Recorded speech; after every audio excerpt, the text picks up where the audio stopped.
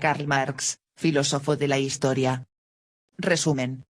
Carlos Enrique Marx Pressburg, es uno de los pensadores más difundidos en el siglo XX, incluso fue paradigma de la construcción del socialismo y del comunismo como alternativa al liberalismo capitalista.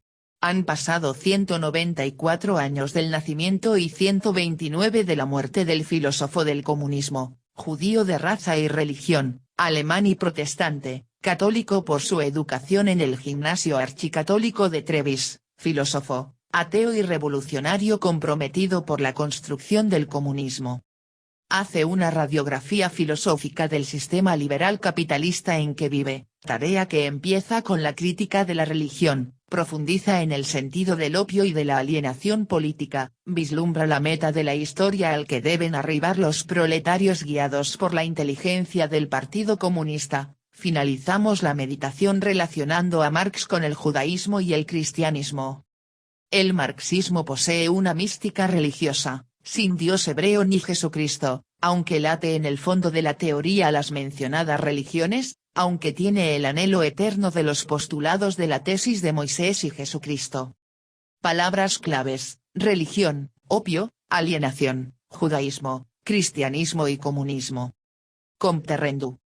Carlos Enrique Marx Pressburg, est un les pensadores plus diffuses dans les siècles XX, a même et paradigme de la construction du socialisme et du comunisme comme alternative au liberalisme capitalista.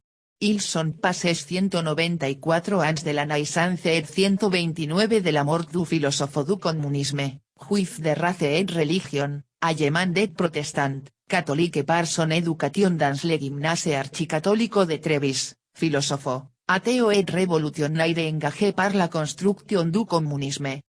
Il fait une radiographie philosophique du système libéral capitalista en cohabite, tâche qui commence avec la critique de la religion, approfondit dans le sens de l'opio et de l'alienation politique, vislumbra le but de l'histoire con acento grave celui que doivent arribar les proletaires guidés par l'intelligence du parti communiste. Nous terminons la méditation en lianta con acento grave Marx avec le judaïsme et le christianisme. Le marxisme possède une mystique religieuse, sans Dieu hebreo ni Jesús Christ, bien que late dans le fond de la théorie les mentionnées religions, bien que les soit éternel des postulados de la thèse de Moisés et Jesús Christ.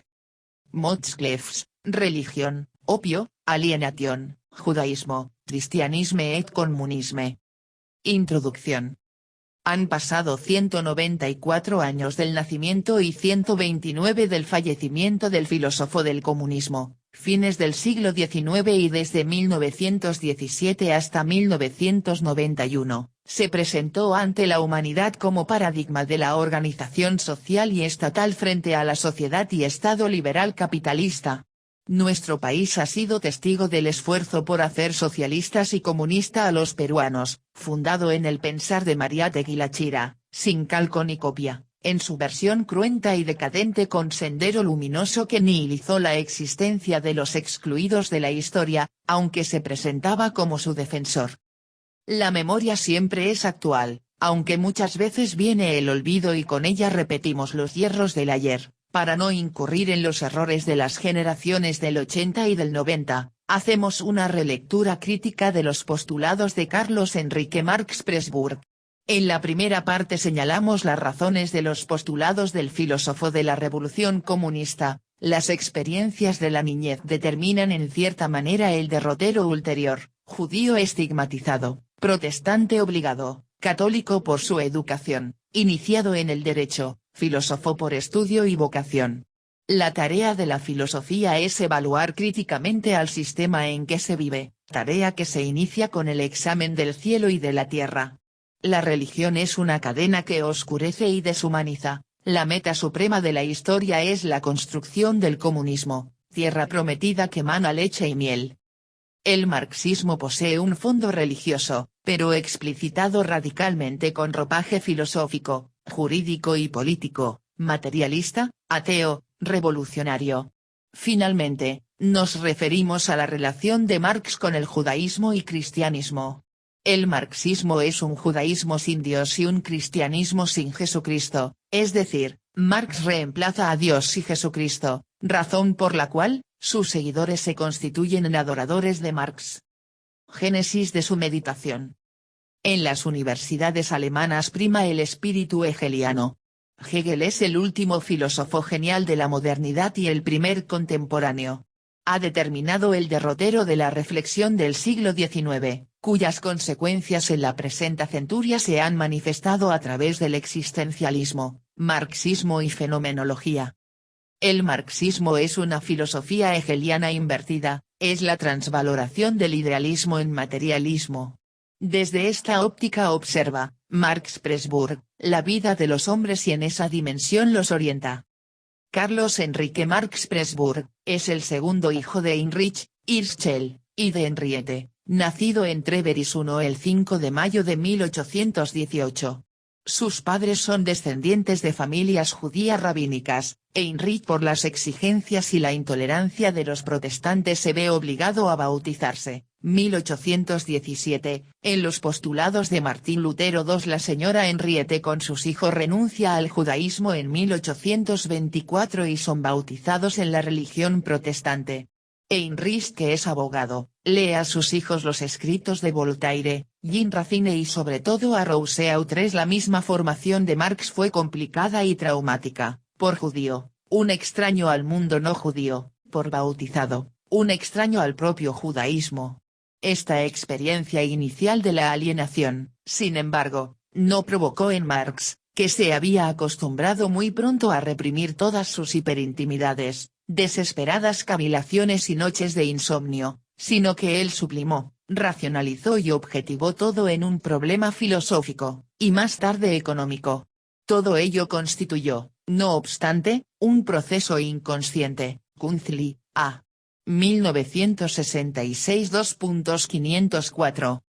Realiza sus estudios colegiales en el gimnasio de la Archicatólica de Treveris. 32 alumnos son al presentarse al examen de bachillerato en 1835, 12 son de teología.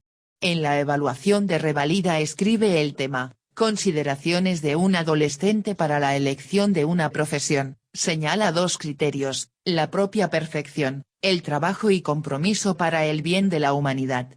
Asimismo tiene que redactar un examen acerca de un tema religioso.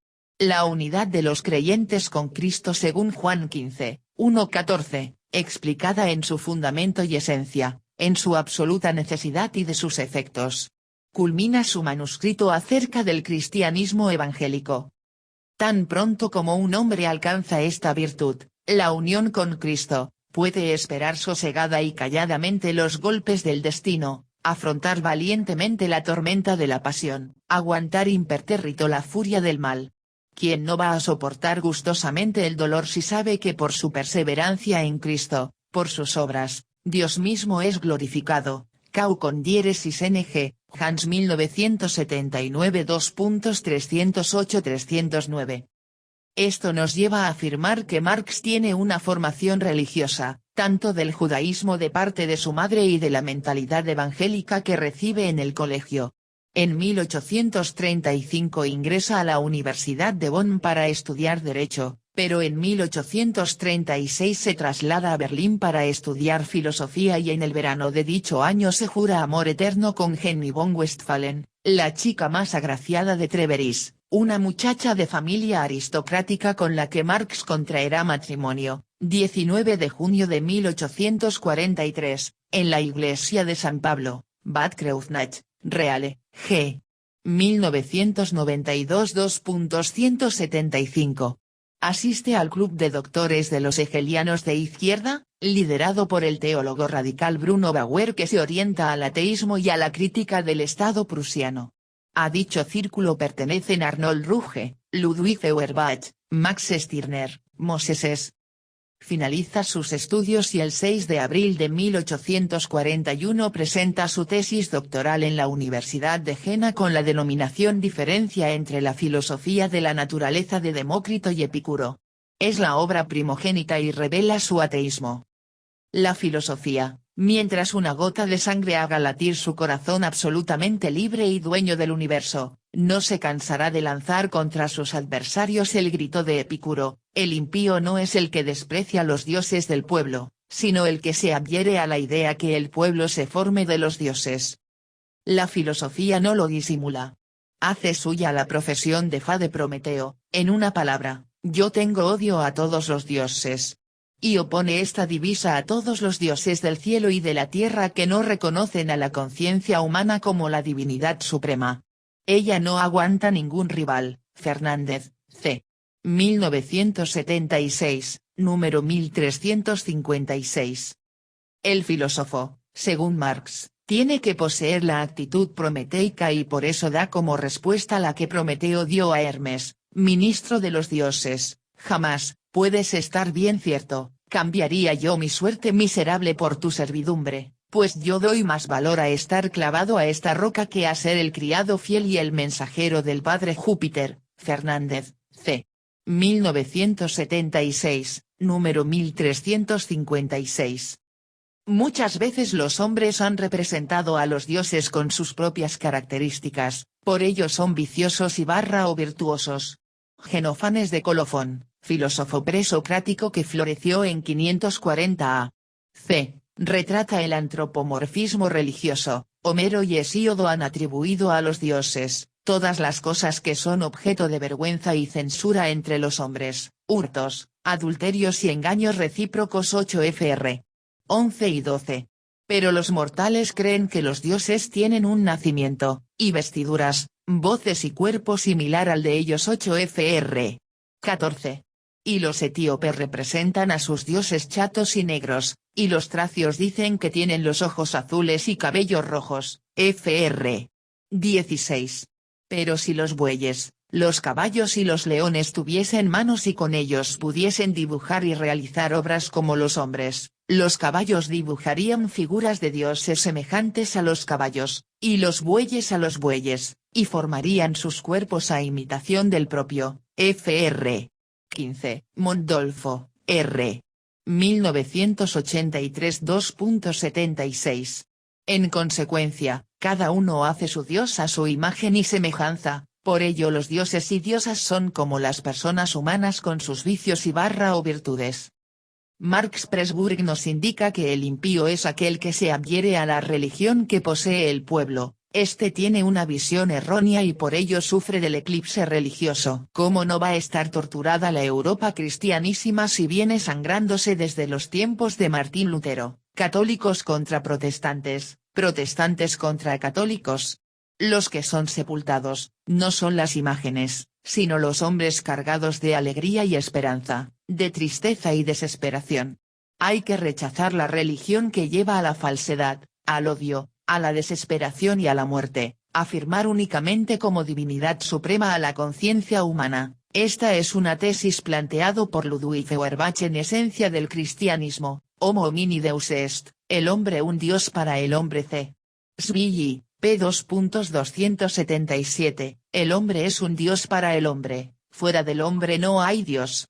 Por lo tanto, el estar clavado a esta roca, a esta tierra, es reconocerse como hombre y dejar de ser el criado fiel y el mensajero del padre Júpiter. El ateo marxista transforma al hombre en un absoluto, es un dios, es la tentación eterna del hombre lanzada ya en el paraíso: seréis dioses, General 3, 5. Bruno Bauer escribe un texto, La trompeta del juicio final, sobre Hegel, el ateo y anticristo. Un ultimátum. Acentúa su crítica a la Sagrada Escritura y en 1842 se le niega la cátedra en la Facultad de Teología Evangélica de la Universidad de Bonn y se le retira de la misma. Las aspiraciones de docente universitario de Marx queda truncada, aunque tiene talento extraordinario. Moses es, en su carta a Bertold Auerbach el 2 de septiembre de 1841, nos da su juicio sobre el joven filósofo materialista. Puedes prepararte a conocer al mayor y tal vez al único auténtico filósofo hoy en vida.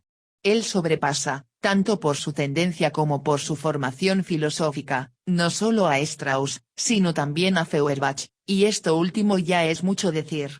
El Dr. Marx, así se llama mi ídolo, es aún un hombre joven, unos 24 años de edad, y asestará a la religión y política medieval el golpe definitivo. Conjuga el ingenio más punzante con la más honda seriedad filosófica, Imagina a Rousseau, Voltaire, Holbach, Lessing, Heine IV y Hegel unidos en una sola persona, y digo unidos, no reunidos, eso es el Dr. Marx, Q con diéresis NG, H.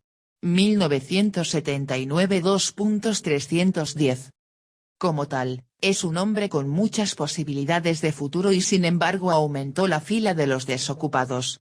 Esto le llevará al periodismo. Empieza como redactor del diario Renano de Colonia y desde el 15 de octubre de 1842 es director del periódico Liberal Demócrata, pero en 1843 el gobierno prusiano censura y es obligado a abandonar la redacción. Silva Santisteban, L. 1978 2.164. Marx a través del periodismo ha entrado en contacto con el drama social de los campesinos del Mosela. Asimismo, por primera vez se encuentra con Federico Engels. Contrae matrimonio por la Iglesia Católica con Henry von Westphalen V en 1843 y a finales de octubre emigra a París. La capital de Francia es un centro cultural muy floreciente. Marx entra en contacto con el poeta Heinrich Heine, el lírico Georg Rueck, teólogo expulsado del seminario de Tubinga, Arnold Ruge con el cual editara el primer cuaderno de los anales franco-alemán en 1844.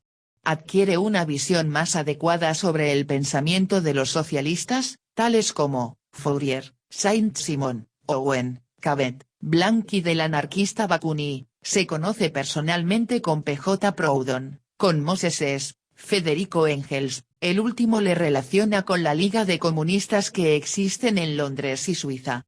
Se distancia de L. Feuerbach y de Arnold Ruge, de Bruno Bauer.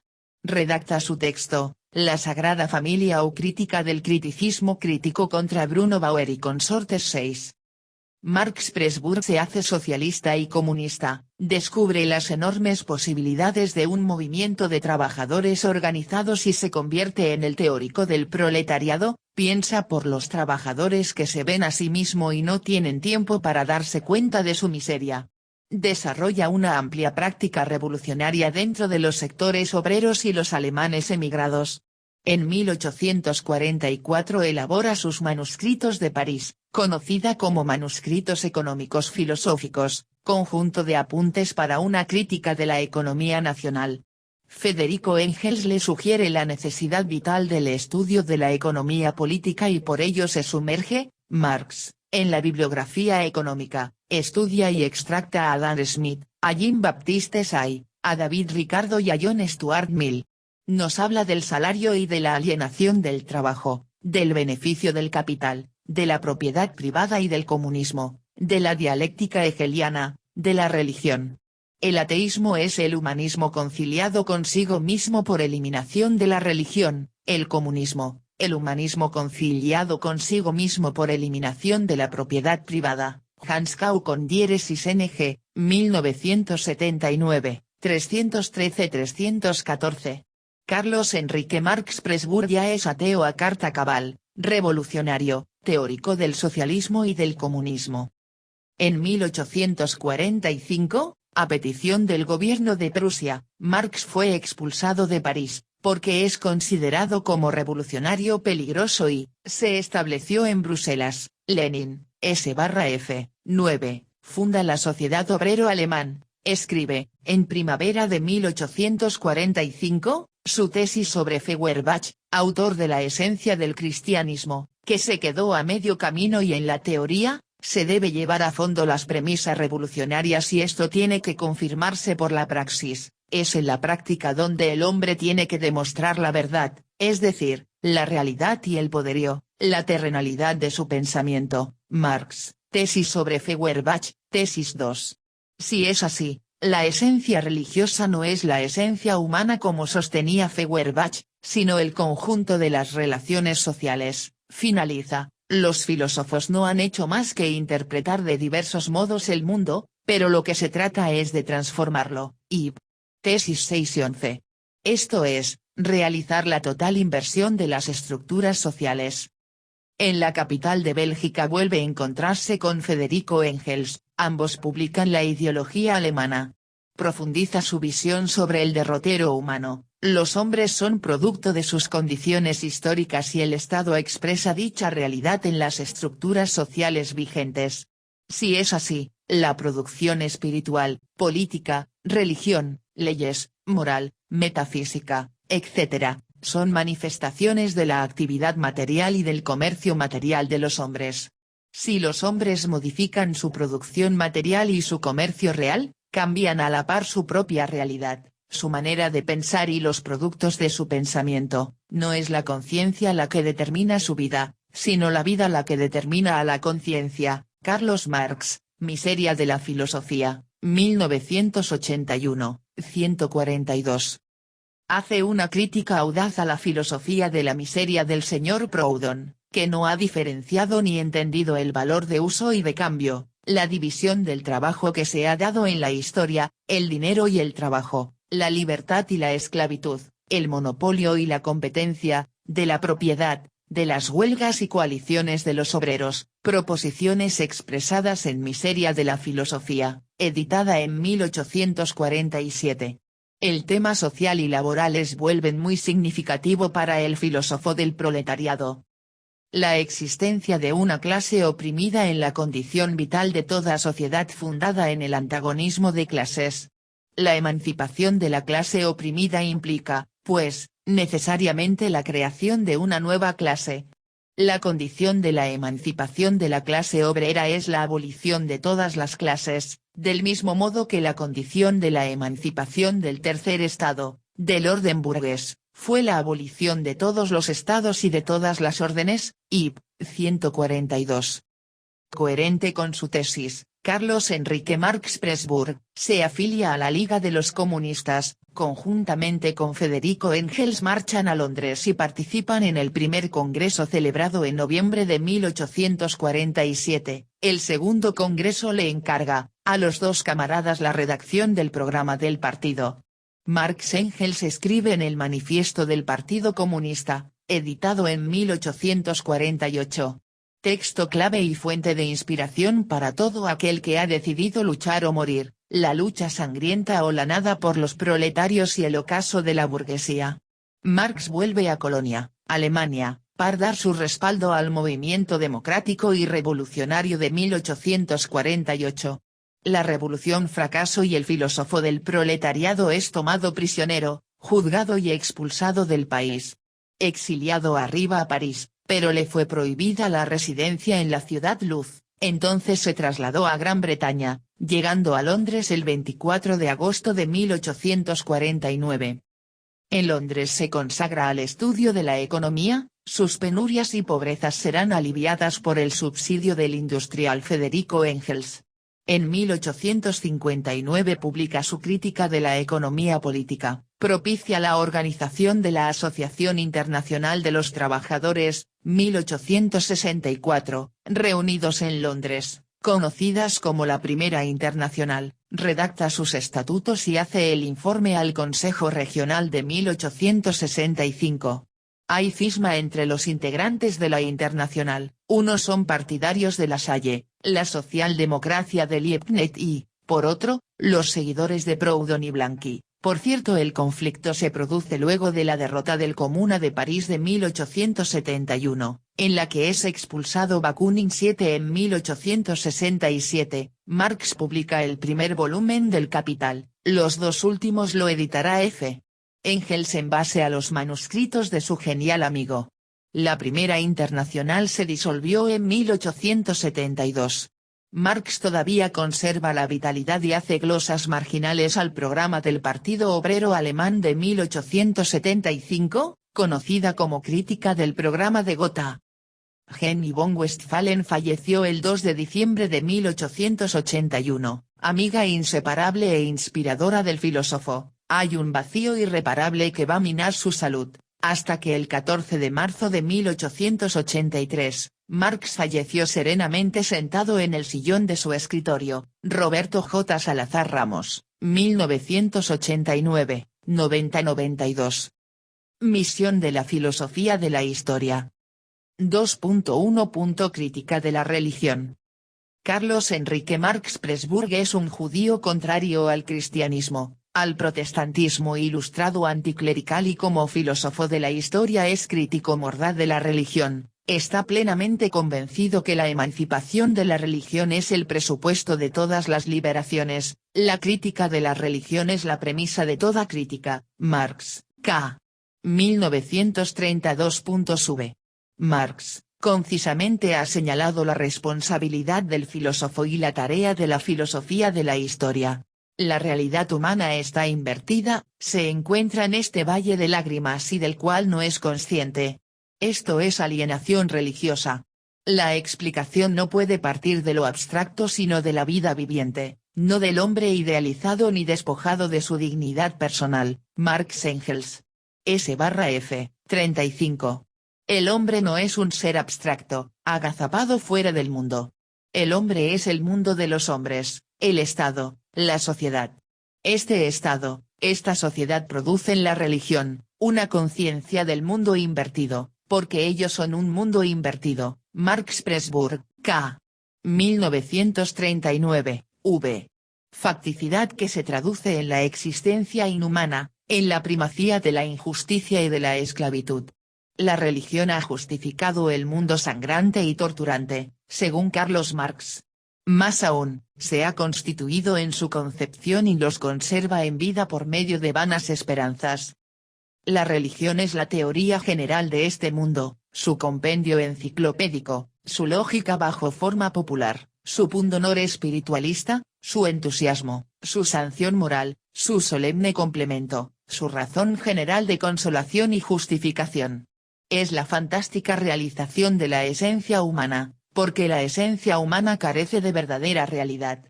La lucha contra la religión es, por lo tanto, indirectamente, la lucha contra aquel mundo que tiene en la religión su aroma espiritual. Ib. 1939 2.subv.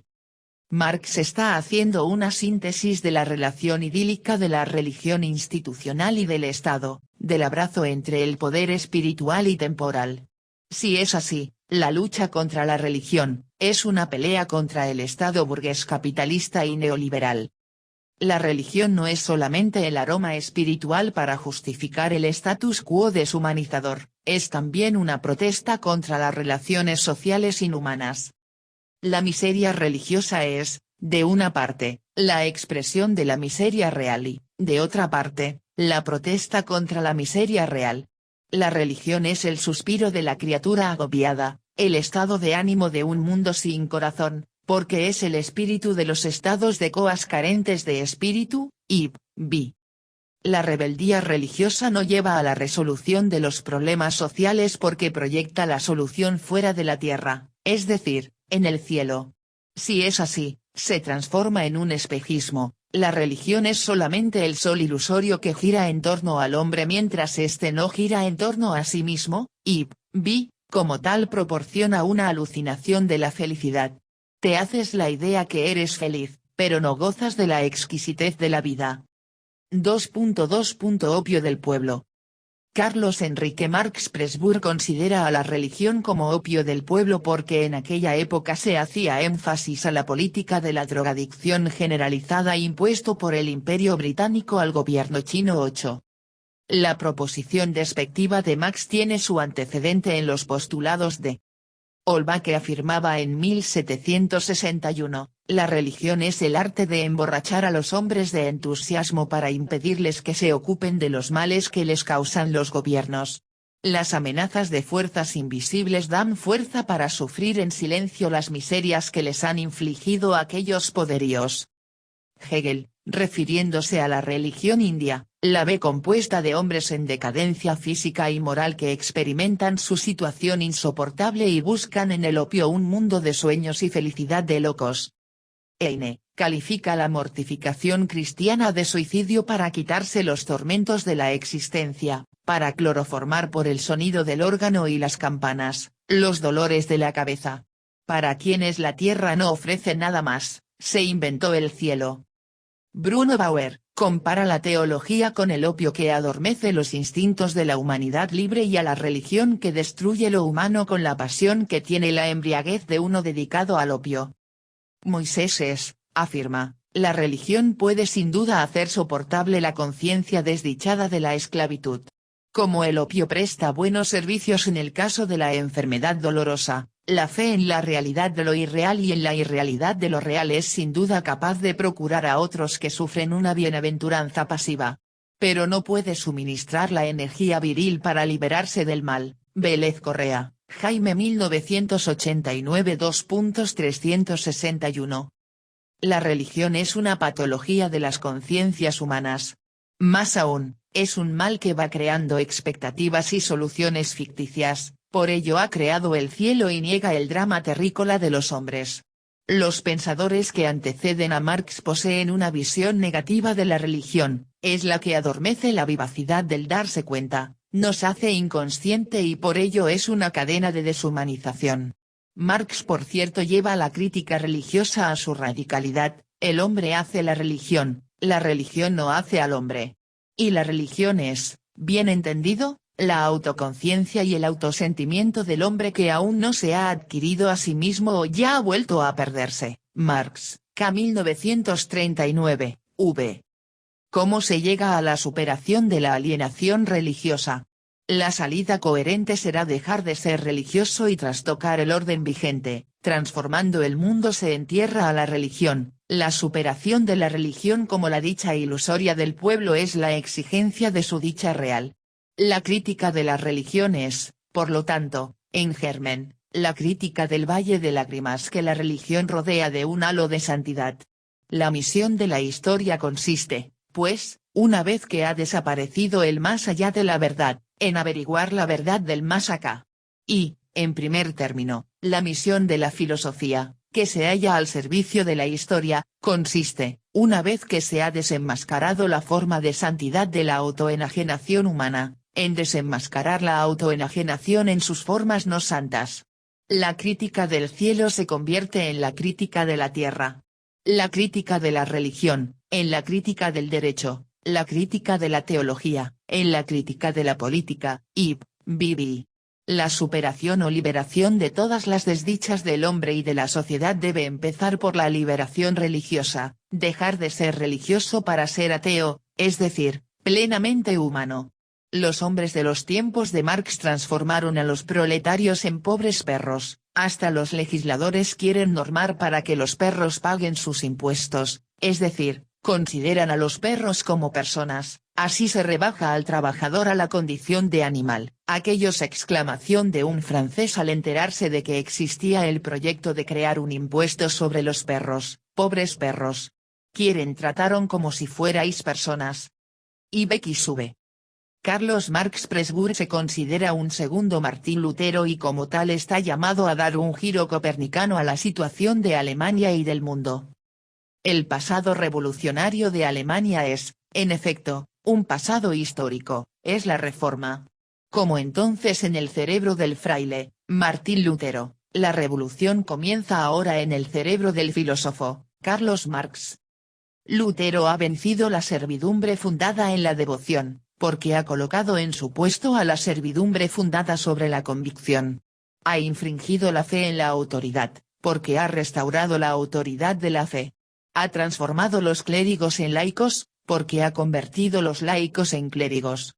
Ha liberado al hombre de la religiosidad externa, porque han mudado la religiosidad a la intimidad del hombre. Ha emancipado al cuerpo de las cadenas porque ha encadenado al sentimiento, y, xv. Si es así, el filósofo marxista tiene que convertir a los religiosos en ateos, a los ateos en revolucionarios y estos serán los guías de los proletarios. Por lo tanto, deben despojarse de su espíritu clerical, única posibilidad para ser emancipador del pueblo. Los protestantes liberaron de sus cadenas de dependencia de Roma a los alemanes, ahora Marx se propone liberar a Germania de su religiosidad evangélica a través de la filosofía, así los alemanes serán los emancipadores del pueblo y de la humanidad. ¿Por qué los alemanes son los liberadores de la humanidad?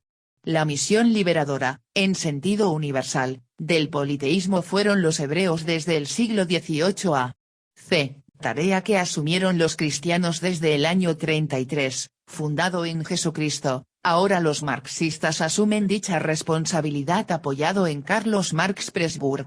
Usted se dará cuenta que inconscientemente Marx reemplaza al Mesías y los proletarios sustituyen a los cristianos, una forma fina del endiosamiento del hombre y de los hombres. En palabras del filósofo del proletariado. Así como la filosofía encuentra en el proletariado su arma material, así el proletariado halla en la filosofía su arma espiritual, y apenas la luz del pensamiento haya penetrado a fondo en este puro terreno popular, se cumplirá la emancipación del alemán en hombre. La emancipación del alemán es la emancipación del hombre. El cerebro de esta emancipación es la filosofía y su corazón es el proletariado. El proletariado no puede ser eliminado sin la realización de la filosofía. Cuando todas las condiciones internas sean realizadas, el día de la resurrección alemana será anunciada por el canto resonante del gallo francés, y sí. El capitalismo tiene que desarrollarse hasta enviar al Museo de la Historia al feudalismo alemán, entonces se vislumbrará la revolución proletaria, como sucedió la Revolución Burguesa Francesa de 1789 y 1830, Campos Rodrigo, Aníbal 1988, 121. El filósofo del proletariado está señalando que Germania tiene que superar su feudalismo y llevar a su cenit el sistema capitalista, condición básica para el amanecer revolucionario y liberador del proletariado, principio de todas las liberaciones de la humanidad. Así nuestro Mesías, segundo Martín Lutero, se muestra más alemán que judío, más ateo que evangélico protestante, más comunista que capitalista y, sin embargo profundamente racista por su visión excluyente. 2.3. Alienación política. La liberación de la alienación religiosa es un presupuesto de la emancipación política. En otras palabras, el Estado se ha liberado de la tutela de la religión y de la Iglesia, hecho que se ha producido en Francia con la Revolución de 1879 y 1830, en los Estados Unidos la religión fue enviado a la esfera privada y Bruno Bauer sostiene que la separación del Estado e Iglesia en Alemania, es indispensable para el progreso humano. El Estado burgués, expresión patética del liberalismo y de la revolución, ha sepultado a los estados feudales y absolutistas, ya no tiene vestimenta religiosa, ahora se determina la voluntad soberana del pueblo a través del sufragio universal, por cierto elige a sus representantes para decidir en nombre del pueblo. La nueva burguesía ha imantado a las conciencias ingenuas y el pueblo cree que es el soberano y toma sus decisiones, falso. ¿Por qué razones? La nueva burguesía a través del pueblo ha tomado el control e impone su voluntad al pueblo a través del Estado, razón por la cual no ha eliminado a la religión ni a la propiedad privada, sino que los ha confirmado. Si es así, no ha desaparecido la alienación santa ni pagana, tema desarrollado por el ateo comunista en la cuestión judía, Marx, c.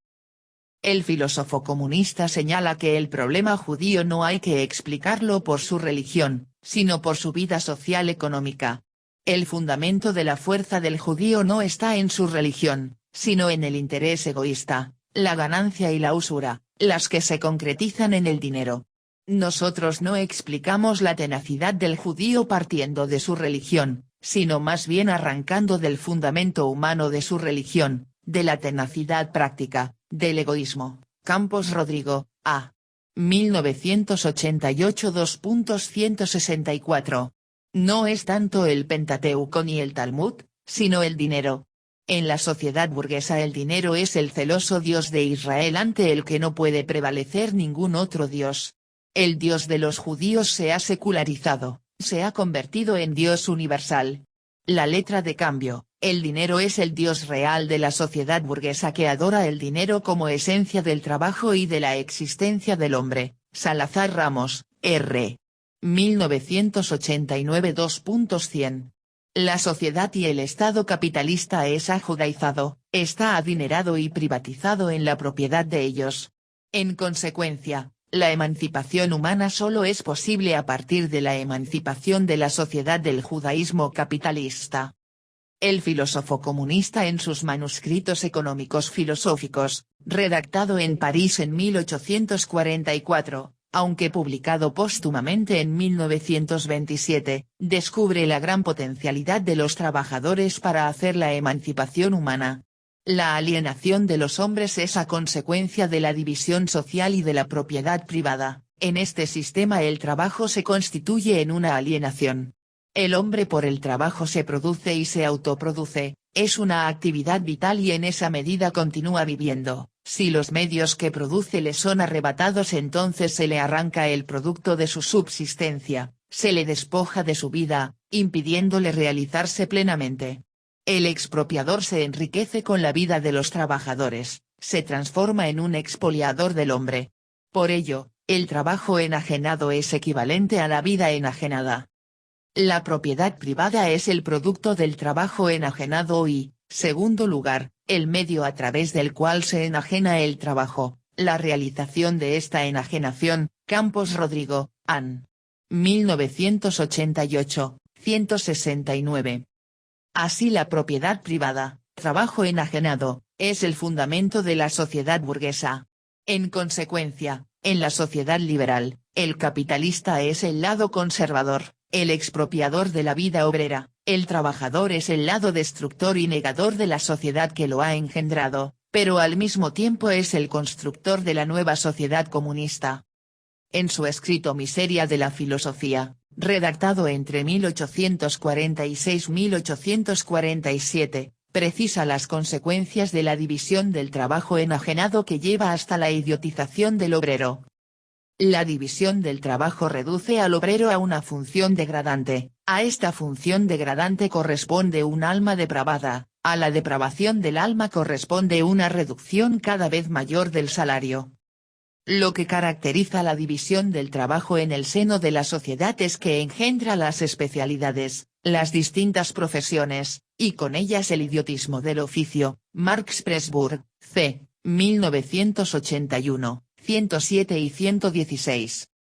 La especialización del trabajo está expresando los momentos circunstanciales y con ella se muestra con claridad meridiana la alienación del trabajador. El obrero en la sociedad burguesa todos los días se vende a sí mismo. En su escrito Trabajo asalariado y capital, redactado en 1847 y publicado en abril de 1849, señala: el esclavo no vendía su fuerza de trabajo al esclavista, del mismo modo que el buey no vende su trabajo al labrador. El esclavo es vendido de una vez y para siempre, con su fuerza de trabajo, a su dueño. Es una mercancía que puede pasar de manos de un dueño a manos de otro. Él es una mercancía, pero su fuerza de trabajo no es una mercancía suya. El siervo de la gleba solo vende una parte de su fuerza de trabajo. No es él quien obtiene un salario del propietario del suelo, por el contrario, es este, el propietario del suelo, quien percibe de él un tributo.